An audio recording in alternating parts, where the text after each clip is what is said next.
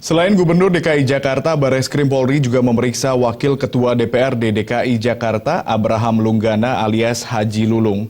Dalam pemeriksaan kali ini, politisi Partai Persatuan Pembangunan itu diperiksa sebagai saksi untuk kasus dugaan korupsi pengadaan alat scanner dan printer.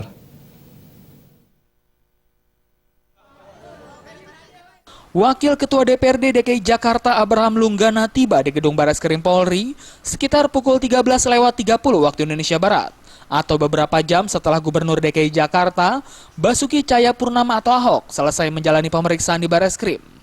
Pria yang akrab disapa Haji Lulung ini diperiksa sebagai saksi untuk kasus dugaan korupsi terkait pengadaan alat scanner dan printer. Sebelum diperiksa, politisi Partai Persatuan Pembangunan itu kembali menuding Ahok sebagai pembohong.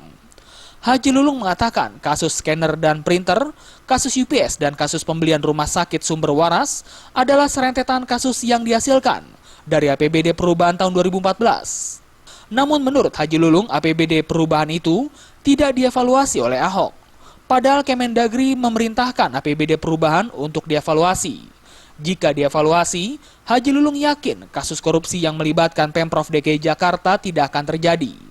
Dalam pemeriksaan ini, Haji Lulung juga membawa dokumen APBD Perubahan yang dijadikan bukti terhadap sejumlah kasus korupsi. Untuk kasus scanner dan printer ini, Haji Lulung untuk tersangka Gabriel Marung.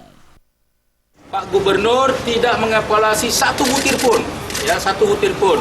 Dan di dalamnya ini ada scanner, ada rumah sakit Sumber Waras. Kalau ini dievaluasi, maka dari itu tidak terjadi yang namanya UPS, scanner, printer, dan rumah sakit Sumber Waras.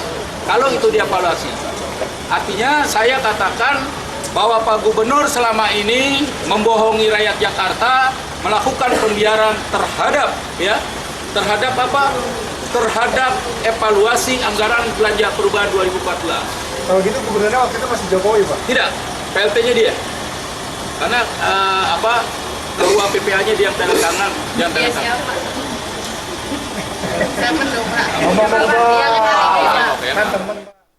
Dari Jakarta, Henry Fajaria.